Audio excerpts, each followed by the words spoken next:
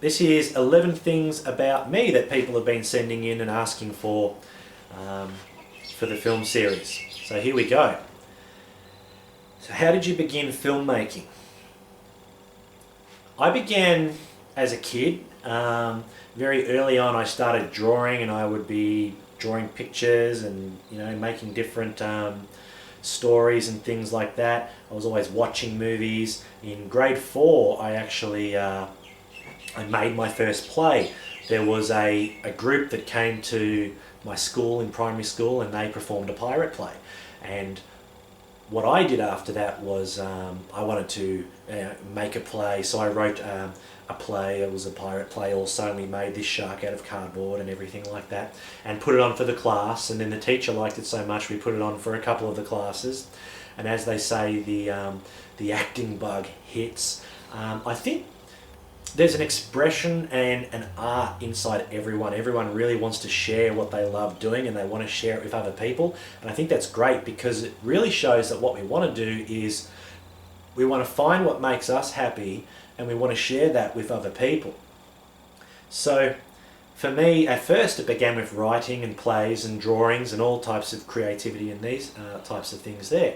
After that I made a Batman short play, which was a lot of fun. We put that on for the school. Moving into high school, I would, again, whilst at school I was writing short films, making short films with my friends on the weekends. We were always doing stunts, always jumping around, kicking, punching, doing fight scenes and things like that, mimicking, I guess, the movies and things that we saw and loved.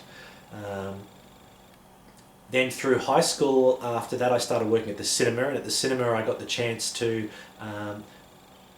came up with the crazy ideas to put on live shows and things like that. So I carried over the things that I was doing and enjoying and loving from school into my work life as well. I was very lucky, I guess, that I was able to work at the cinema where that type of thing was embraced, and there was always different films and things coming out. So I would we made a Zorro stunt show. I did a Star Wars Episode 1 stunt show for the midnight screening.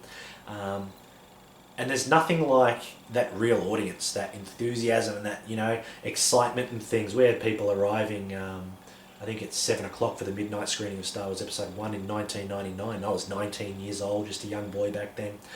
We had this epic lightsaber battle and some stormtroopers and things. Now I took 2 weeks off work so that I could do more work, and that kind of became a common habit, I guess. For me it wasn't work, it was doing what I loved, and in my spare time I was doing what I loved.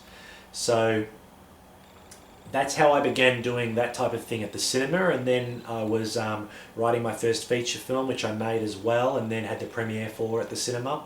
And then I think it got to a point where I could go anywhere with cinema. It was great. I was given so many opportunities. I had a boss who mentored me and trained me in the business side of things as well.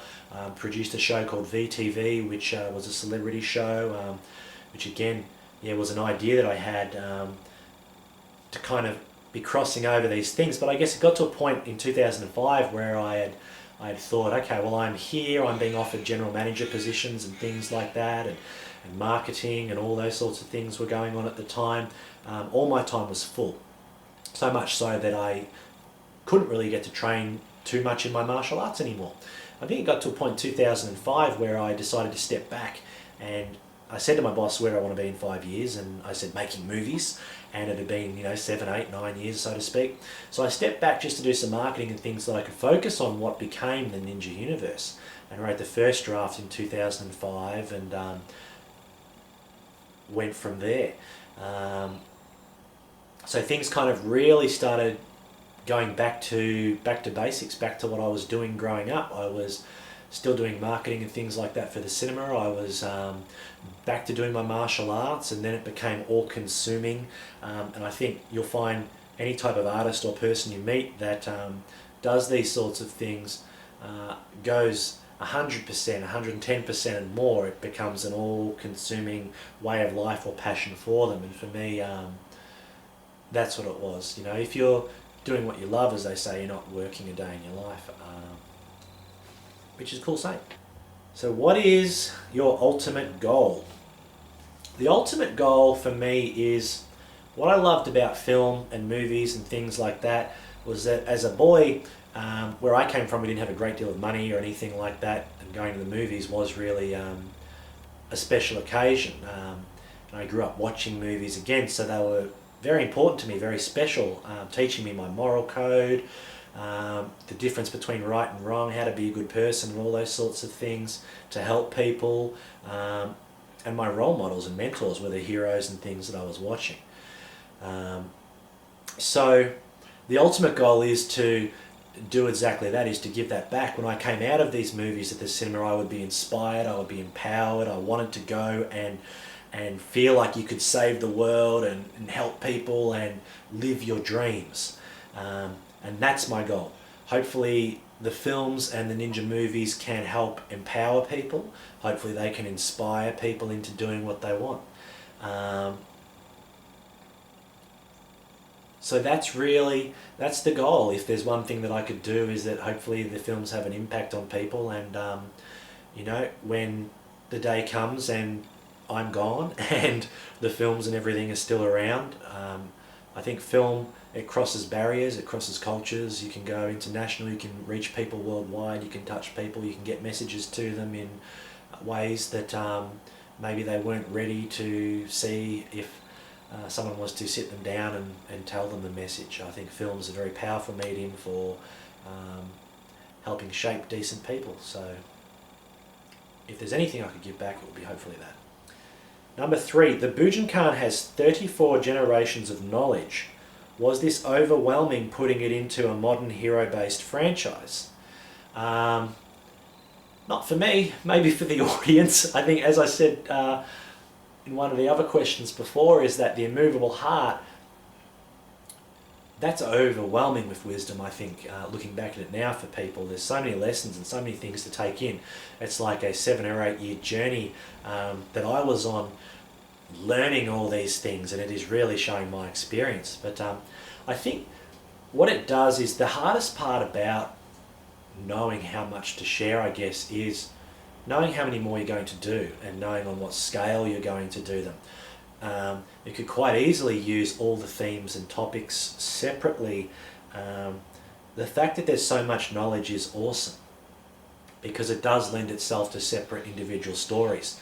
And I would love the chance to be able to plot and be in a position where I knew we were going to tell certain stories. Because so many of them are significant, life-changing and important.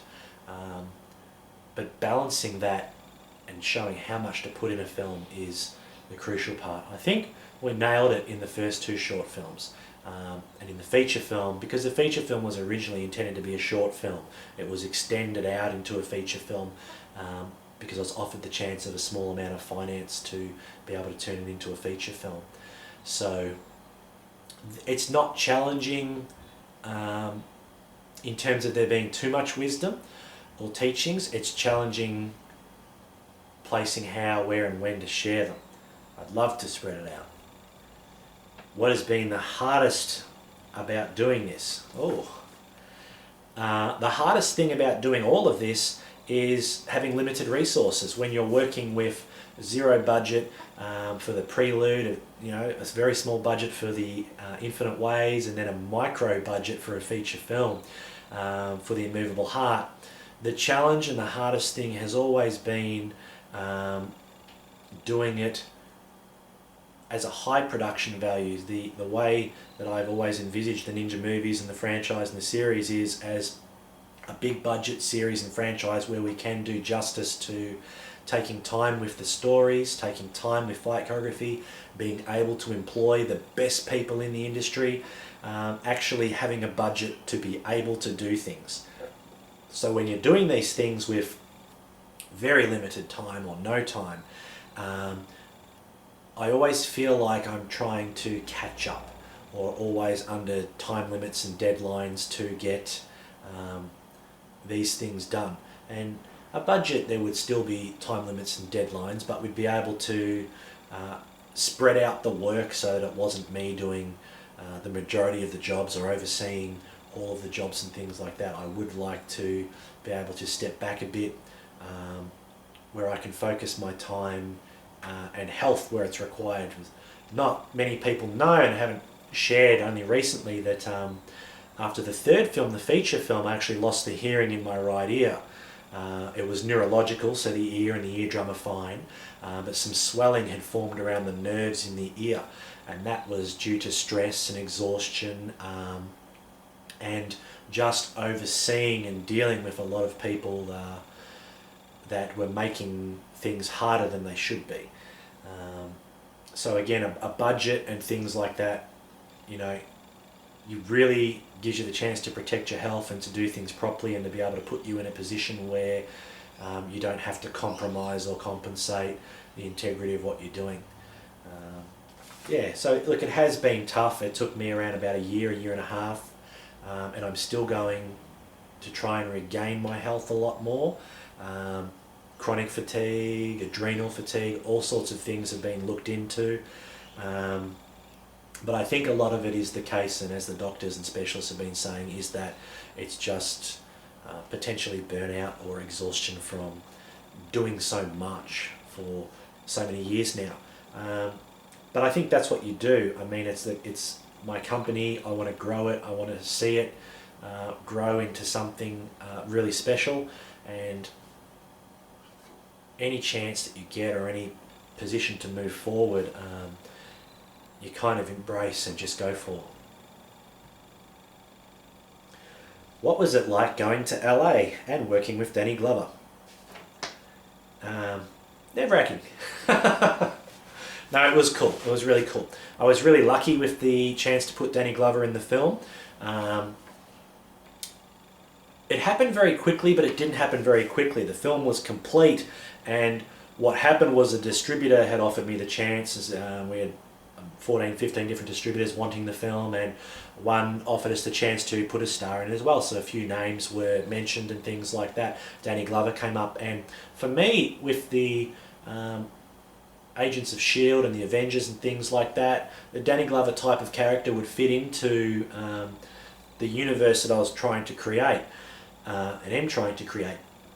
So it seemed to fit. Then the task for me was to go and write a new piece that would fit as a new story thread through the film, which actually worked out really well, because the immovable heart travels across 3 different timelines. So the idea that his perception is distorted, and by the end the perception comes back together. That perception distortion was doing the same thing to audiences as it was intended to do.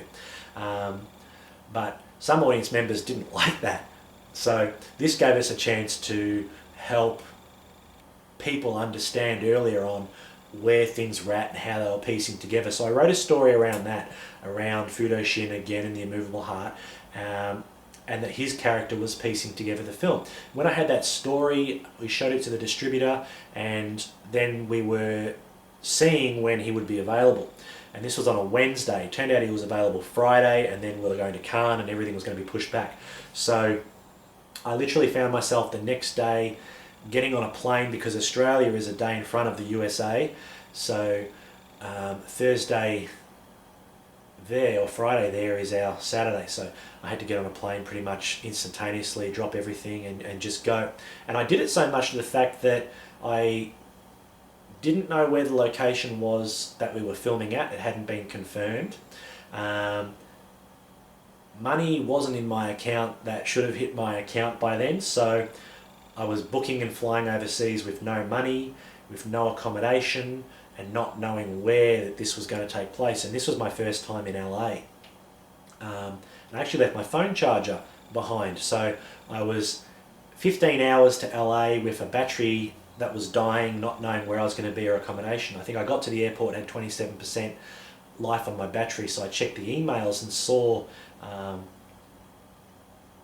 where we thought the location was going to be. So I just took a taxi into Hollywood and got dropped off at this production office where I thought that the shooting might be taking place. So I said to the person there, is there a filming coming tomorrow, which is with Danny Glover and booked under XYZ? Turned out, yes, there was. So my next solution was, where can I sleep? Where's the accommodation? Luckily I found a hotel just around the corner, maybe 2 or 3 blocks. But the internet wasn't working, so I would be up to McDonald's to get the internet so that I could use the free Wi-Fi and communicate with my now 16% battery life. I'm here, I have no phone power connection. And then luckily a person came and loaned me a charger so that I could charge my phone and have power. The internet wasn't working at the hotel I was staying at. So it was like that the whole time.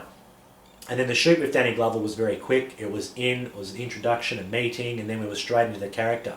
I already had his arc and everything planned out, knowing that he wouldn't have a great deal of time to learn lines and things like that. So I broke it down into segments, and we would just shoot pieces and pieces and pieces, and then move on and move on and move on. And turned it around, I think, from 11 o'clock till 2 o'clock. So in the space of 4 hours, we'd shot his entire sequence for the film. And he's in the film about 16, 20 minutes of the film.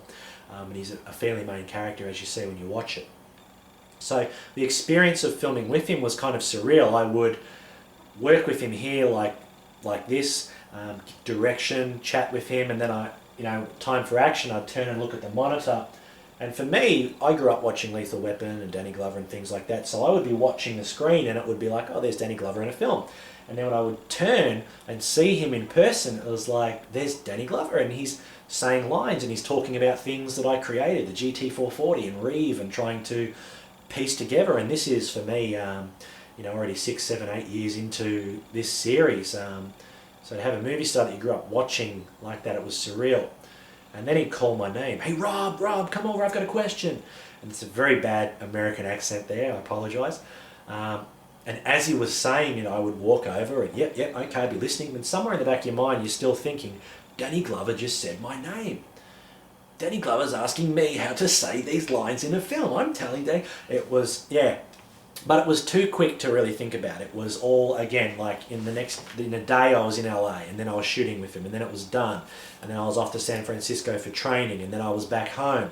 And, in 5 days I'd had this life-changing experience where I was able to go to Hollywood and direct a movie star and work with a really good crew. So it was surreal and just something I'm very grateful for. Would you do anything differently if you had the chance? Yes, many things. I would do things with a budget. I think any person, when you complete something, it's only then that you really know how to do it. So you would go back and you would, what if I change this, what if I change that? There's many things I would change, but they all come back to time and being able to shoot things properly and being able to really get them to the scale that I was wanting to get them at, which are just things that were that you just deal with. You're making movies and you've got no budget, no money. You do what you do, and I guess every step of the way has led to the next piece. So the short films and writing of books, and the second short film led to getting a small amount of money for the feature film, which led to the Danny Glover opportunity, which led to where we're going now, which we'll reveal very shortly.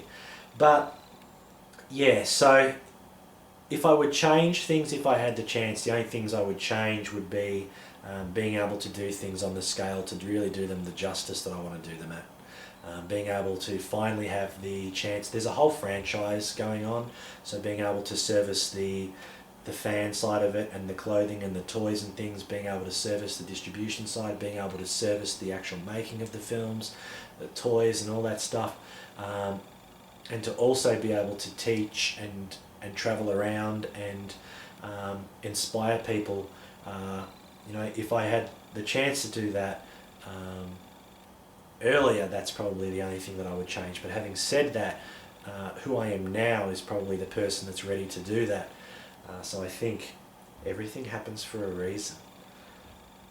Will you make a film about your spiritual journey? I will make a film about my spiritual journey.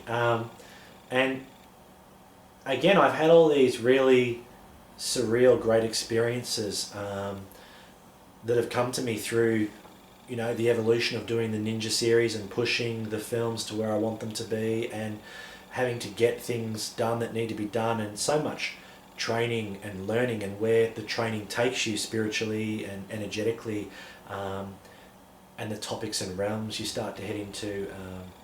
It really does. It's an experience like the Immovable Heart. It changes the Immovable Heart feature film. It changes your understanding of the universe and the world.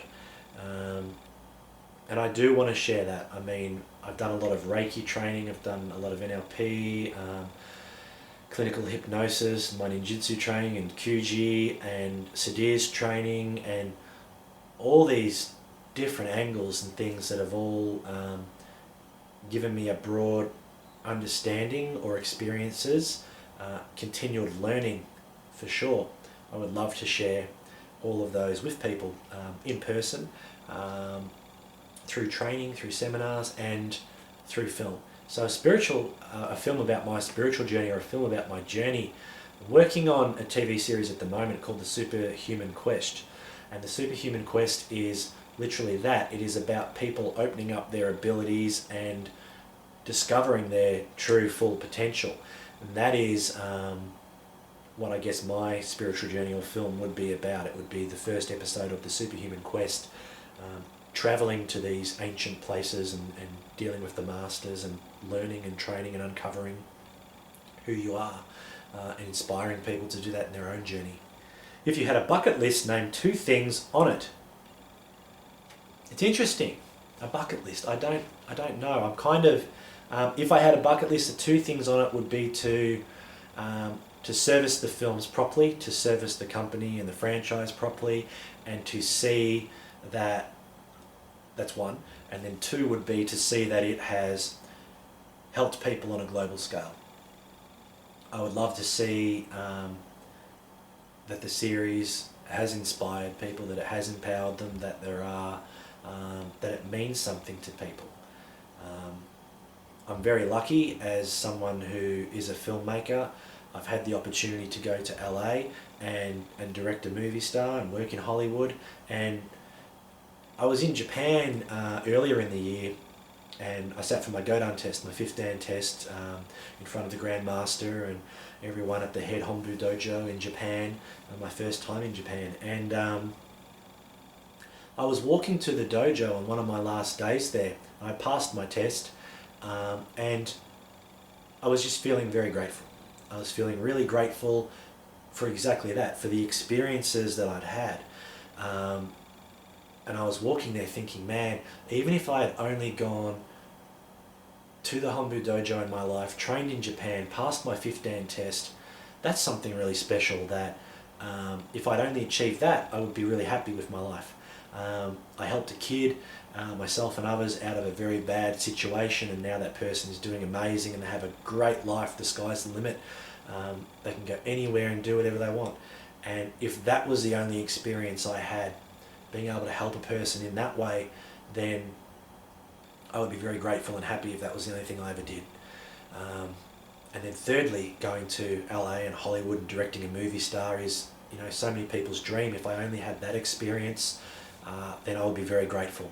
So I guess I just feel so grateful already that I've been able to have, these 3 significant experiences and more, that any of which by themselves would be more than enough to make the life feel fulfilled, and that I had accomplished things on my bucket list.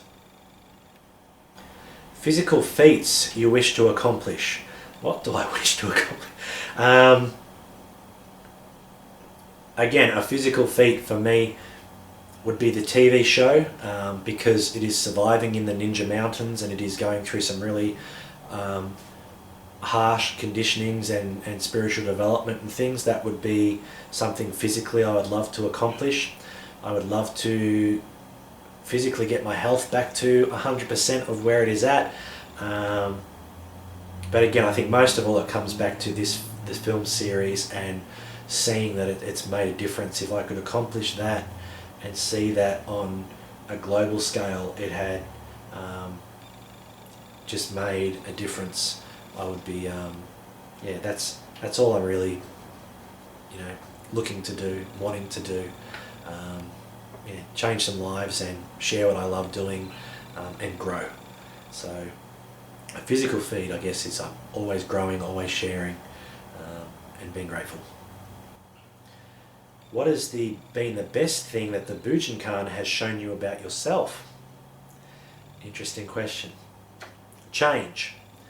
That we can change so significantly that the person we are today cannot even imagine the person we can become tomorrow. And that's important.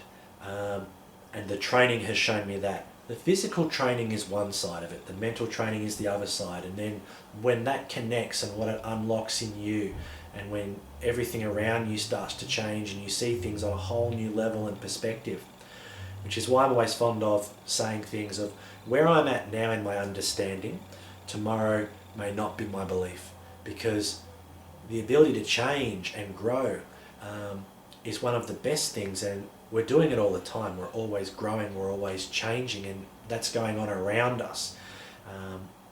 So to have that ability to change is to the ability to live, which is what the Bujinkan is about, teaching you how to live. One element is to survive an encounter that may be dangerous, but it is so much more than surviving an encounter. It is surviving life and living a life that you're happy with and grateful for and wanting to share.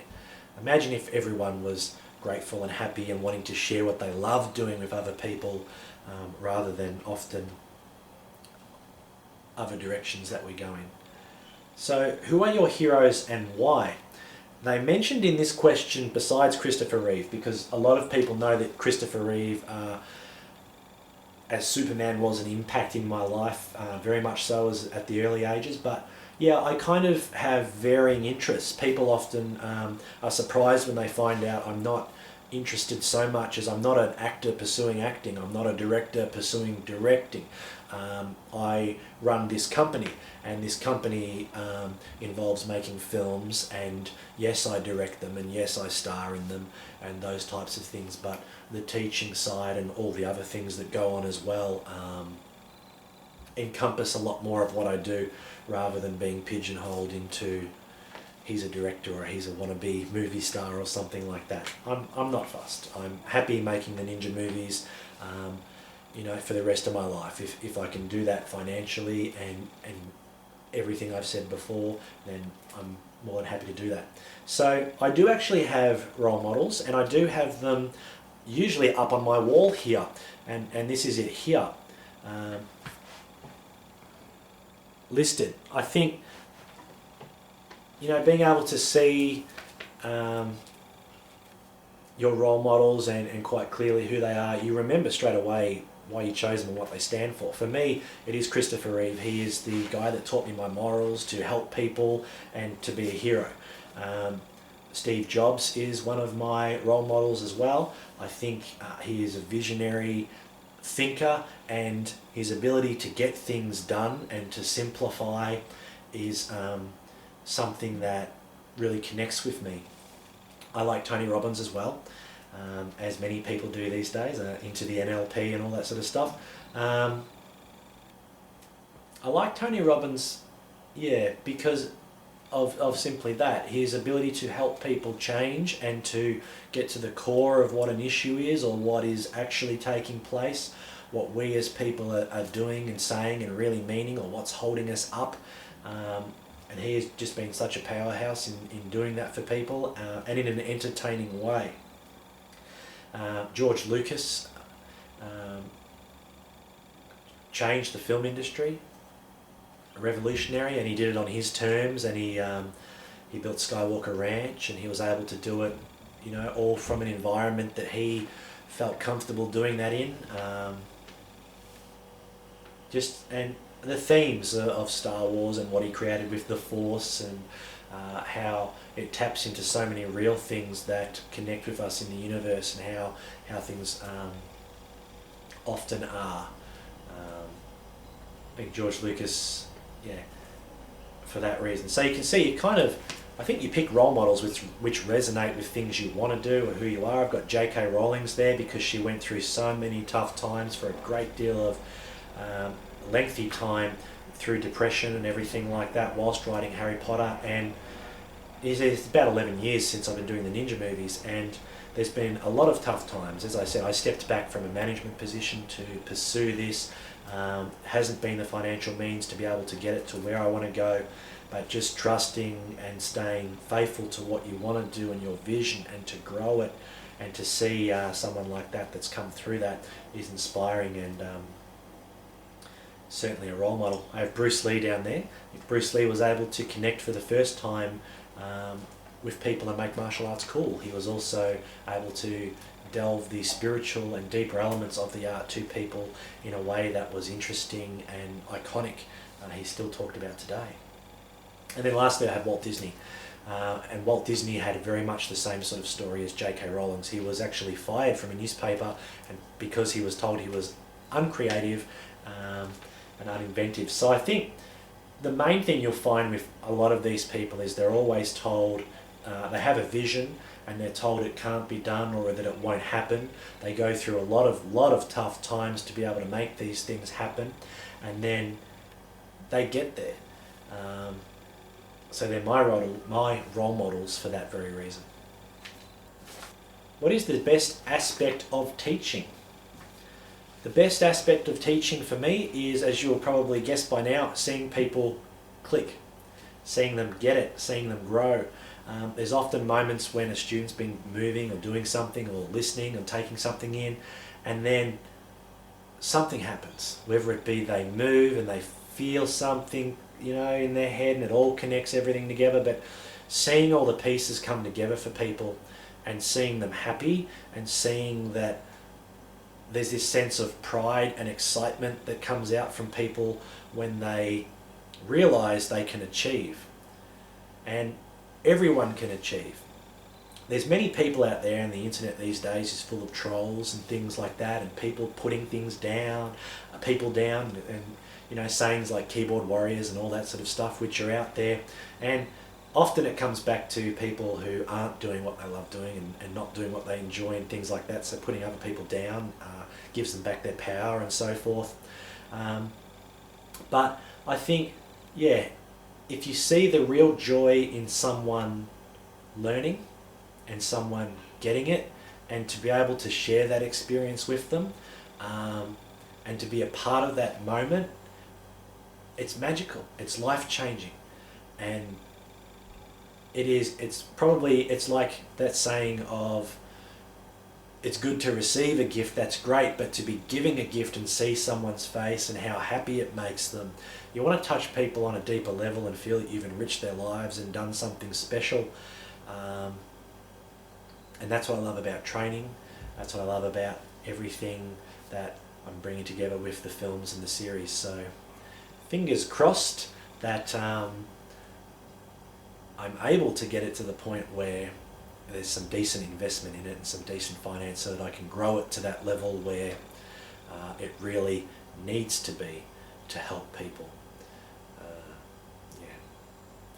Thanks for taking the time to watch all of this. Thanks for showing the interest in the series. Thanks for all of your support. I really appreciate everyone sticking by me and hearing their feedback and seeing questions like this. It helps me know which direction to shift the Ninja Universe in, to show what's working and what's not working, and to see how many people that it is helping as well. So thank you. I look forward to bringing you more soon. Take care.